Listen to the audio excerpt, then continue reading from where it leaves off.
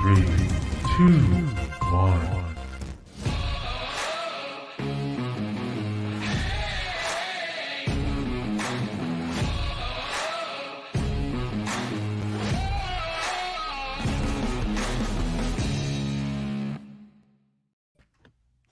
Good morning. Whoop whoop! Happy Hey, Friday. yes, today is October 1st. This is the Talent Talk Market Update. We are your hosts. I am Jurgen, and with me is. Davinas. Davinas. Who is that? This is a case of your multiple personalities like really coming out. I just You're like added an Sybil. S at the end of my name. How? Yeah. And then we are going to give you a little bit of market information today, go over a few new listings and open houses, and we're going to do a little bit of trivia with you. The trivia is going to help you understand and learn and give you comprehension of what's happening in the market today. It will So give how's you everything? comprehension. Yes.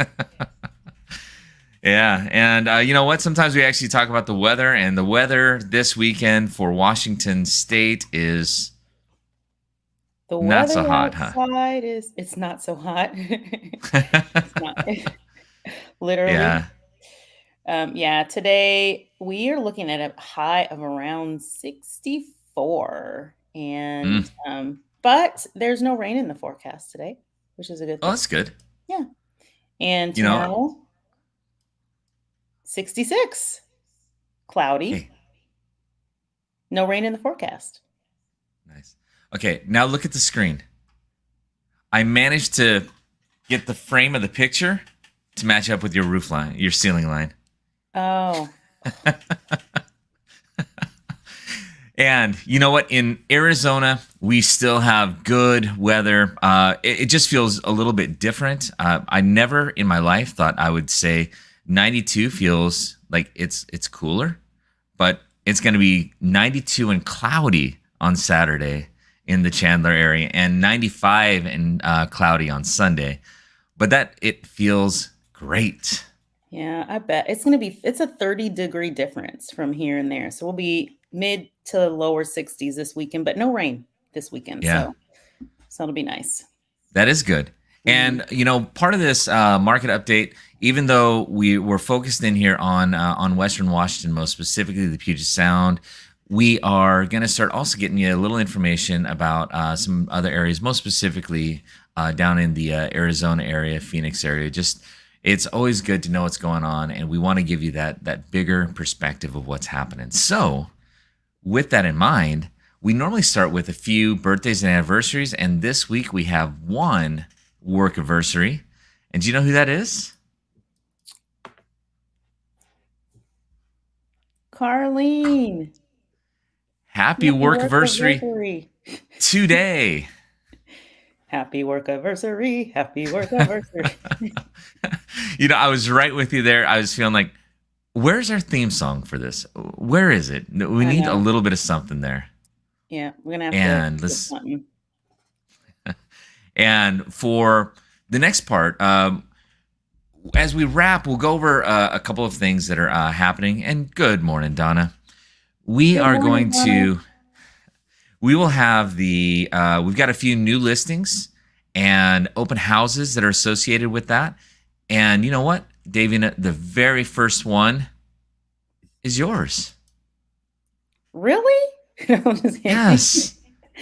Yes. Yes. Actually, I just listed a home last night, and it is at 1614 Farina Loop Southeast in Lacey in the Freestone Station community. It is a beautiful, I mean, oh my gosh. This home is beautiful. Over 3,000 square feet. It's a 4-bedroom, 3.5 bath.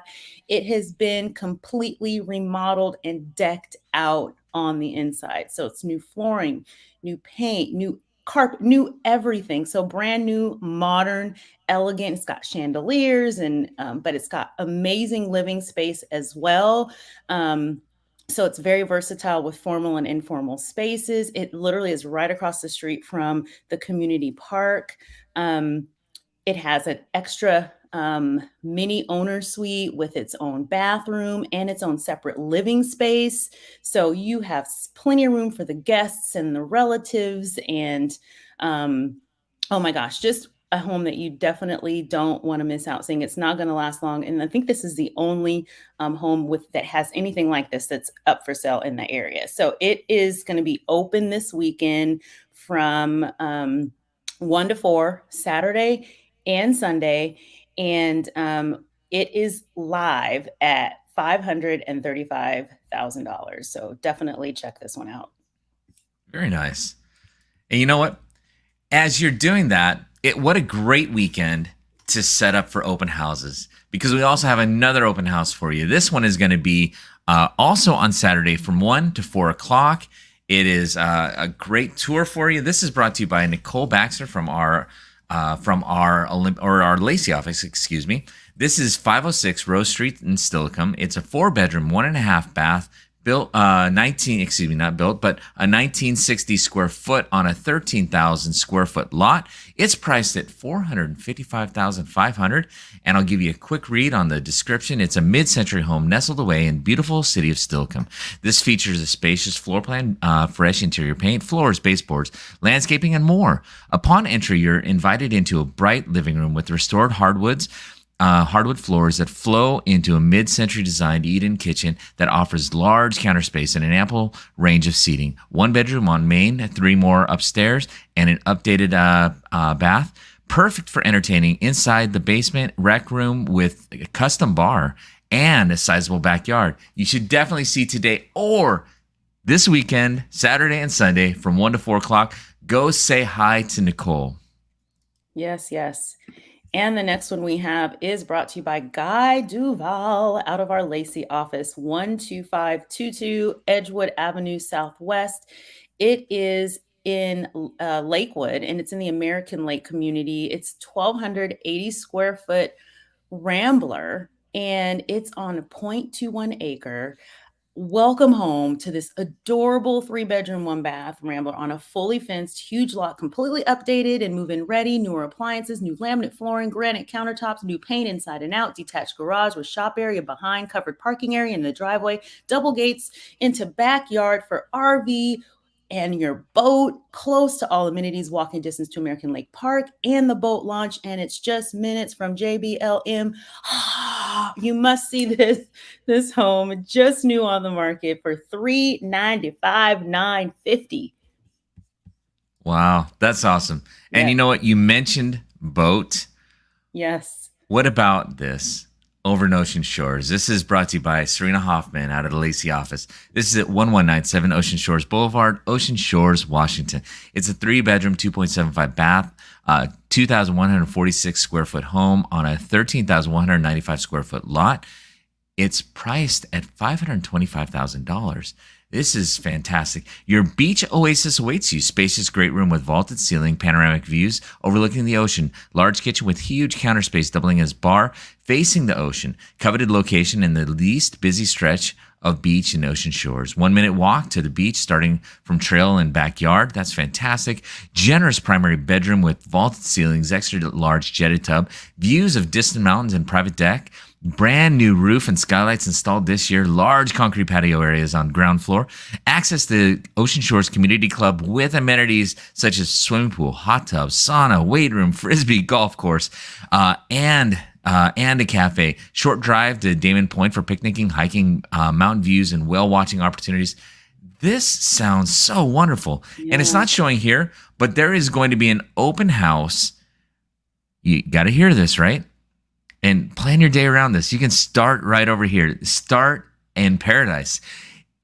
Saturday, October 2nd, this is going to be open from 11 to 3 o'clock. So don't miss that. 11 to 3 o'clock on Saturday.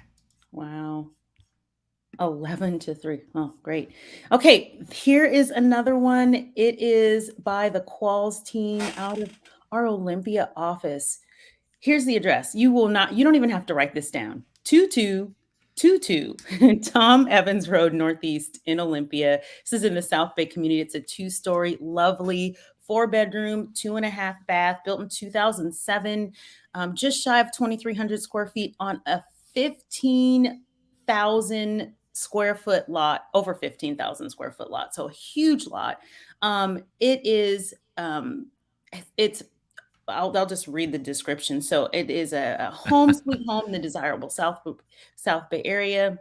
Delightful 4-bedroom home with a bonus room, a den office. Inviting entry leads to either the formal living room, a warm family room or powder room. Also, formal dining offers plenty of space for large tables and a buffet. So that's huge, spacious, bright kitchen with tons of cabinet space, pantry and breakfast bar. It's got a cozy family room that leads to a huge back deck and a built-in fire pit that's perfect for entertaining. The office is adjacent and leads to the utility room. It has the main primary bedroom on the main floor that connects to the bath, and upstairs offers storage and a reading nook, 3 more bedrooms, 2-room full bath, massively fenced backyard with vehicle gates, garden spaces, multi-tiered tread deck, shed, RV boat parking, ultimate privacy. Wow, in this home. So it is open tomorrow from 12 to 4. You must check this one out, listed at $565. That's awesome. Beautiful. Tomorrow can be an absolutely busy day for open houses. Yes. And when you're going out and seeing it, don't forget to visit Olympia's finest home community at the Village at Mill Pond. It's located in the 2600 block of Lily Road over by the hospital. If you would like, you can actually go see. There are only 7 homes that are left in phase 2. They will be, I think all of them will actually be ready by the holidays. So what a fantastic time for you. If you want, I believe they're going to be open this weekend, but if you want to guarantee your spot to see these homes, call the number on the screen, 360-972-8623, and schedule your showing today. Well, and that was the new listings. What's that? That's the commercial. That was the commercial, wait, wasn't it? There's more. Be one of the first 10 callers. I was going to say something, but it just completely went away. So, as we do, then after we talk about that, we always want to give you a little new or local market updates on this, the whole kind of Puget Sound area. But you know what? Today is October 1st, which means everything just ended. September just ended yesterday, which means we don't have really a good accounting of the numbers yet. So I thought today we might just spotlight in on a community because we know that inventory is still really tight and low. And there's a really good example we can give you of one of the communities that we actually serve very, very specifically. And that's the DuPont community. And David, in a normal, healthy market, about how many homes would we see active on the market at any particular time in DuPont?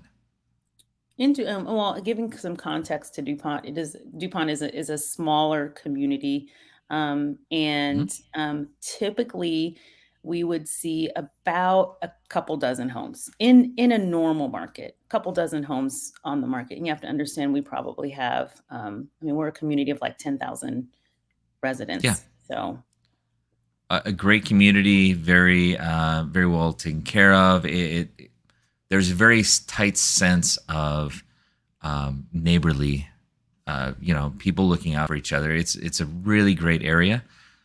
But we were talking about tight inventories. So typically there'd be about a couple dozen homes, so maybe 24, 36 homes on the market in DuPont, right? Yeah, probably. It's been a long time. Wow, I'm like, how long has it been since we've had that? That doesn't seem like a lot. Yeah. That's a lot for DuPont. Yeah. It would feel now because right now, this morning, there are 4 homes on the market. Actually, 3 homes and a condo on the market in DuPont, in all of DuPont. Yeah. What is that telling us? Yeah, it is. It's telling us the inventory is low, low, low, low. Yeah. Mm-hmm. And it's one of those things, as we look across the whole area, so through the Puget Sound, we see a similar type of story. Maybe not as dramatic, just because DuPont being a smaller community, maybe not as dramatic in terms of the lack of inventory, but it's really similar in terms of the stories. The listings are still down, even though sales are still strong during the time. Just inventory's down and that demand still remains high, right? Mm-hmm. Yeah, definitely. And typically during, and we talk about now it's October, right? And typically during the winter, getting into the fall and the winter months, we see um, uh, kind of a slowing down of the activity, that how quickly things are coming on and off the market because people are kind of holding out. But we're just not seeing that. We've been talking about that. The Yeah. intensity of the market has really not slowed down. So. You know what? If you're ready, we'll get into it. I won't do the headlines bumper. I know I always love doing the headline bumper, but I won't do it this time. Mhm. When we get into this part, so we'll ask a few questions and then we'll give a little information with it. There's actually some good news on the horizon for buyers. And this is great. So the first one is not going to necessarily feel like that, but it is a function of what's going on. So if we do this, I'm going to go to the share screen. I hadn't popped it up quite yet. Okay. And we always start with this. There is, here's the hint. There has finally been some movement here. And for the past 2 months, it's really remained about the same. According to Freddie Mac's primary mortgage market survey, what was the average 30-year fixed rate mortgage? Was it higher, lower, or the same as it was last week? And last week it was 2.88%. Right. So this is across the nation. Mm-hmm. Yeah. And I would say we're still, it's still low, but I think we're moving in the direction up. Yes. You know what? And anyone who wants to, you can put your answer in the screen. Even though I just said yep, and I gave a confirmation of the answer, so I'll roll on to that. It is, and for the first time since June, the primary mortgage market survey, it is above 3%, 3.01%. So we've been waiting, and honestly, around this time, the expectation from most, say, mortgage experts, prognosticators, was we'd be about 3.5 or potentially higher by this time, maybe even inching close to 4. So it's still really good news, or I mean, it's still really good rates, but there's some things that have been going on that are causing it to bump up. The Fed saying that they're going to stop buying some of the securities and just inflation, et cetera. So we are starting to see a little movement. So we want to keep an eye on it, right? Yep, definitely. And now is the time, so this is still really low. These are still historically low rates. We're only talking about, a quarter to 0.5% of where we were at the lowest points. So definitely time to lock in your loans and get those mortgages going during this time right now, because we just don't know how far up rates are going to go, and it's best to take advantage of the market where it is now. We don't know if it's going to go back low again. Davina, I'm going to help you with that comment in just a moment. Not on this one, though. This is actually, we talked about Mill Pond and new home development, and we don't in Washington see enough of them. But what we have seen is that the prices have gone up. Higher development costs and material prices have put pressure on new home prices. By what percentage have those costs, the development costs, material prices, gone up over the last year? So if we want to know what some of the raising has been, has it gone up by 10%, 15%, 20, or 25% over last year? Oh gosh, over last year, development or materials overall, because I know lumber was up like tremendously. It's those have leveled back out. But if we're looking at all materials in general, I will this, and I'm just literally taking a stab at this right now. I'm gonna go for. I'm just gonna go for D. Okay, 25%. Anyone at home has just a moment to give. Okay, Donna also says D. All right, so we got 2 Ds. Actually, you know what? We do. Davina and Donna, we have 2 Ds. So the answer is actually C, 20%. But I mean, what's the difference really between 20 and 25%? Not necessarily incredibly huge, but it's big. Like, just think about what that means. The average home price, median sales price for a brand new home across the nation was $390,900 in August. And we've been seeing those prices continue to inch up. And it's not just an arbitrary thing. So it's nice to understand what is going on behind the scenes that's causing that to occur. And those same building and lumber costs, or the same building and development costs, affect actually even residential homes, because a lot of people need to do some work prior to putting their home on the market. And even getting a hold of a contractor can be really difficult Oh right yeah. now, right? Oh yeah. They are slammed. Yeah. So here is something I think that will. All right, Davina, we were talking about maybe a little relief for buyers, et cetera, coming up. So I want to kind of speak into that. Nationally, month-over-month growth is beginning to show signs of cooling. For the first time since January, home price appreciation slowed in August from the previous month, from 1.97% growth between June and July to what percent between July and August? 1.25%, 1.5, 1.75, or 2%? Well, okay, so here's the sign is it's cooling. So it needs to be lower than 1.9%. Are you saying D is not the answer this time? Geez, geez, just using a little bit of common sense there. It's process of elimination. So I don't know. I would probably say C, 1.75. 1.75. All right. And you were absolutely right. Now, similarly, it doesn't feel like that's a big drop down, but the key is it's for the first time this year, it's lower month over month than it was. Donna, you got it right, C. And she did put that answer in. I can see it over on the side. So that is actually what we're seeing, finally a little bit of cooling in the market. It doesn't mean that prices have begun to plateau or anything, but we are seeing a little bit of relief in the market. Now, that may be going from relative to the speed limit, like going from 180 miles down to 160 miles an hour. You might not necessarily feel it so much, but it's a good sign that things are maybe starting to normalize a touch, and we'll see as we go into the winter. So, all right, Davina, you said get ready. So I'm going to ask you this, and everybody out there. According to Realtor.com, experts in a recent survey analyzed housing market trends by looking at data from the past several years. When applied to the current market, experts determined the ideal week to buy a home this year. When is or was it? Was the ideal week to buy a home this year the best week of the year as determined by experts? Was it March 1st through 7th? Was it June 20th through the 26th? Is it this coming up week, October 3rd to the 9th? Is it November 21st to the 27th, the whole Thanksgiving and Black Friday? Or is it December 26th to January 1st, closing out the year? What do experts say is the best time week to buy a home? Donna put in her answer for A.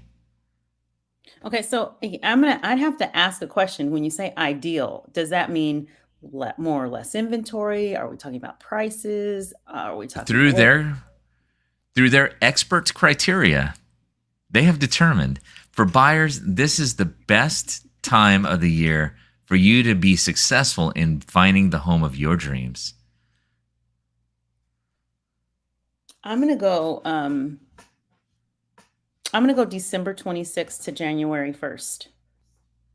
All right. So we'll give everybody or anybody a chance to log in first. Okay. So Davina, you mentioned that right now it feels like it's just becoming a very ideal time to get locked in and ready and set. This coming week, according to the experts, this coming week is the best week of the year for you to go out and find your home. Historically. Historically, nationally, this is the time. Over 5 years worth of data. Isn't that incredible? That's incredible. That's incredible. So if you have been wondering and you have not been, now is the time. All right. So now that you've learned a little about that, I want to get into one education thing. Now, Davina, you're going to be surprised on this, but we're going to start off easy and then we'll get a little bit. There are so many different types of architecture in homes and home styles, and getting familiar with them even across the nation can be a little bit fun. I found a thing on Realtor.com that went through or the Realtor magazine, and they did an article that was over a bunch of the different home styles. And I thought, you know what, this would be fun to figure out, like, to learn some of the stuff. Sometimes we see it and we know, but we don't maybe know a little history of it, or we don't necessarily know completely what it is. Okay, you ready to identify a home style? What style of home is this? Is this a bungalow? Is this a craftsman? Or is this a pueblo? We're going to start off easy. All right. Are we polling the audience too on this? If anybody wants to participate. Okay. If you're watching this after it's live, go ahead, play at home. So this one has definitely some craftsman features. I'm toggling. I saw it first and said, okay, this is a craftsman style home. Yes. Oh. Yeah. Oh, go ahead. Yes. Okay. And you know what? I, as the host, just completely trampled over your guess. And Donna is going craftsman as well. You know what? You're both right. It is a craftsman home. You can read over here, it's popularized 20th century. This style particularly is billed as a California bungalow, but it's not really a bungalow, right? It is a craftsman style. Why would this be pertinent in the Northwest, Davina? Why would the craftsman style? Well, I mean, when we look at the type of weather that we have as well, so you really are putting me on the spot, because I'm like, I just meant when you look around the Northwest and you look at homes, the craftsman is probably the most popular style of homes in the Northwest. It is the most popular style of home, and then we look at the type of weather that we have, the type of craftsman style homes typically are made with posts and board and batten and beams and things like that. So, but it is the most common type of style of home that we see in most of the areas that we live in. So. Yeah. So if you're looking at the Puget Sound, become familiar with the craftsman style. You will see a lot of it, and they really are. There's so much you can do with the space in a craftsman. So they're a really strong, good home. Okay. So this one can be a little divisive for people. Some people can love it. Some people can hate it. Is this one a split level home, a national home, or a Queen Anne home? It looks like it's split level from where the door is going up, and potentially it looks like there's a lower level there. So I'm thinking a split level. All right. You and Donna are agreeing again that it is a split level home. And you're both right. It is absolutely a split level home. And as you can read, they've got different levels on a split level home. What do you think about split level homes in kind of Washington, like the Puget Sound? Do you see a few, or what is the feedback you get on split levels? They actually are very common. We don't see them as much in newer construction. However, they are very common back in like I want to say it was like maybe the 40s, the 50s and 60s. We see a lot of 60s style split level homes. And it feels, depending on how big the space is, a lot of people don't care for them necessarily just because the space is so divided. Now we're looking at a lot of common area and great rooms. And so split levels just basically had a lot of compartmentalized space. And they're good if you want to have, they're great for having more bedrooms, but the space is definitely divided in those. Yeah. So, and one of the potential advantages of split level nowadays, though, is with as many people that are doing work from home, those divided areas can actually be very beneficial for creating an office space, or being able to, separate out the noise in one area where it's really divided. And then Donna mentioned she grew up in Tacoma in a split level, and it's not her cup of tea because it's a house, of course. Yeah. Some split levels, though, I've seen a few in newer construction, and they're absolutely beautiful because, to the older style split level homes, usually you walk in and the only thing that's there is like maybe a 4x4 landing, and then you have to Yeah. immediately go down or immediately go up. And now, in some of the other homes, I mean, like literally the landing is large and open, and you can actually see, maybe there's only a few steps up to the next level and a few steps down to the lower level, or maybe it's tiered. And so it just really depends on, when constructed, because some split levels can be absolutely gorgeous. So Yeah, and that's really good insight because one specific term doesn't say every single style. There are many styles that can fit within that style itself. yeah. Okay, so what about this one? What style of home is this? Is it contemporary? Is it Monterey or is it ranch? Well, it's a ranch. You said that with confidence. I did. All right, and give a chance. Donna is also going with ranch. And one more time, you're both right. Now, this is California style ranch, and they give you a little notes on what the ranch style is. But what's interesting is in Arizona, they're called ranch as well, a single level kind of flowing out and over. But in Washington, what do we more often call a ranch style home? A rambler. Yeah, isn't it? Ranch actually makes sense. Rambler, I guess it makes sense as well. I never thought twice about it until I got to Arizona and started going through and calling them ranches. And Donna's exactly right, Rambler as well. But yeah, you will see on a single level home, this is a similar type of design. The design will be a little bit different, but their ranch in a large part of the country in the Northwest are called Ramblers. Mm-hmm. Okay. Now, this one is going to get a little tricky. This style home, is it called a pueblo? Is it called a Spanish eclectic? Or is it called a prairie? I'll go for pueblo. Pueblo. And Donna is right along with you.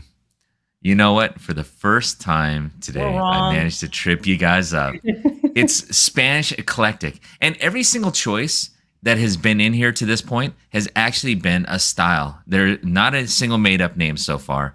These are most common in the Southwest and Florida, Spanish-style architectural tile on the roof. This style is not uncommon to what we see in Arizona. See, maybe a little bit. Had it just said Spanish, see, it was the eclectic that got me. I mean, obviously, we don't have the style out here, so it's a little bit, not as common. But yeah, yeah, it sounds like a name I would have actually made up. Yeah, I was the eclectic is what, because I was thinking, okay, Pueblo but then we've seen Pueblo and the other one, so I was like, okay, we're just gonna go with Pueblo. But yeah. And I happen to guess that Pueblo would probably be the most prominent answer, and this is actually what a Pueblo looks like. Yep. I see. So the flat roof. If you put them side by side, I would have been like, "That's a Pueblo." That's it. Yeah. Totally. Yeah. Gotcha on the eclectic. Mm-hmm. And again, I didn't even make it up. Okay, and here is the last one. And again, this is just kind of, hopefully this is a little bit of fun. Just going over the styles. There's so many different styles. Many of them are regionalized, but it's interesting to understand the architecture a little bit more. All right. Again, I made up no names of the styles. All these are actual styles. What style of home is this? Is it a shed? Is it a salt box? Or is it a shotgun? Look at all the different roof lines and all the different slants and angles on that. Yeah. I don't know. For some reason, I wanted to say salt box for some reason.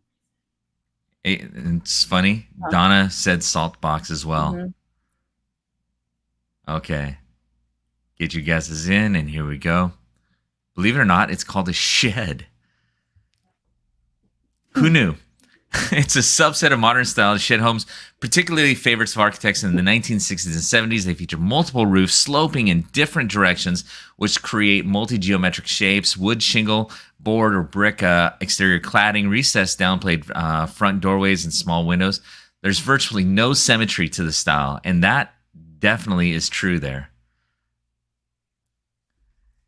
And you could not have, if I hadn't actually pulled it over and seen it, you couldn't have told me that a shed was anything but something in your backyard. A shed style. I mean, it looks kind of sheddy. No pun intended. Absolutely not. No, not intended there. So no. Actually, I said no pun, but it was more of an alliteration. But there was, yes. It's sheddy And architecture. let's move along there. All right. Well, in wrapping up, hopefully you learned a little something, and we took a tour around. We have a couple of things before we go, just to let you know that are happening coming up. One of them, Davina, I think we've got a little banner for it.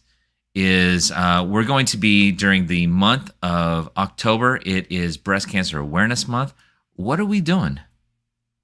We are participating in Making Strides. As you see, Making Strides Against Breast Cancer, it is designed to help, create awareness about breast cancer and help raise funds for a cure. So we, as an office, our John Scott Talent Group is really passionate about just obliterating cancer in general, but because this is Breast Cancer Awareness Month, we are participating in fundraising this month for breast cancer prevention and for a cure for breast cancer. So we actually have a link to donate. We have a goal this month to raise at least how much, Jurgen?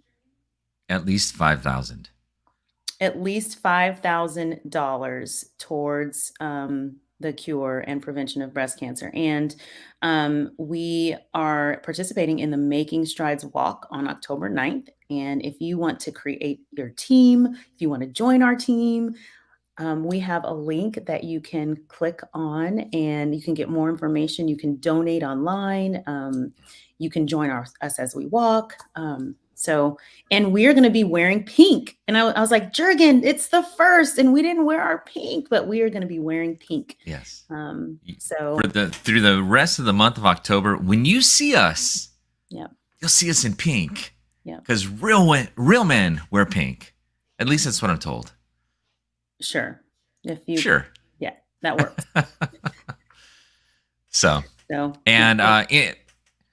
Along with that, we have a certified negotiation expert class coming up on what day was that?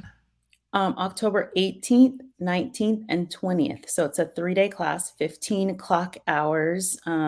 If you are licensed and you would like to get the clock hours, if you're part of our John L. Scott Talent Group and you've taken this negotiation class before, you can get into the class. You won't get the clock hours, but you can get a refresh for free. So let us know, message us if you'd like to join in. And this will be online, so you don't have to worry about going anywhere. But you do need to be on camera. Yeah, you do need to be on camera. You need to be engaged. And it's really fun because we actually get to role play together. It's very engaging. Greg Markov is a really great instructor. And he also not only just teaches it, he lives what he teaches as well. So it's great to learn from someone that is practicing what they preach. Well, very cool. Yeah. So good things. We've got more things going on, but as we come to the end, to the wrap, we are going to have a fantastic weekend. Your assignments are, you have some open houses to attend, some beautiful homes to see, because this coming week is going to be your very best week as a buyer to get a home that's just perfect for you. Yeah. You learned that today. Right on time. Right on time. Yep. So as we go, you guys have a wonderful weekend. Enjoy the sunshine. Enjoy just being out and about. And there Yeah. is one thing that we talk about that ties it all together, and that's what, Jurgen? That is be bold. And it's a declaration we make to go outside of our comfort zone, do something that helps you grow today, because that's where all of the fulfillment in life is, and the things that make you better, they're just outside your comfort zone. So do something today that helps you grow. And the way to do that is just make a declaration to yourself. When you're not sure what to do, say to yourself, be bold. So that's why we end it on here with a 1, 2, 3, and then we'll say be bold. So Davina, you All want to right. do the 3? Sure. Oh, I thought you said just the 3. So you're going to 1, 2, and I'll say 3. I should have said, do you want to do the count? All right, let's go, guys. On 3. 1, 2, 3. Be Be bold. bold. Have a great week, everyone. Bye, you guys.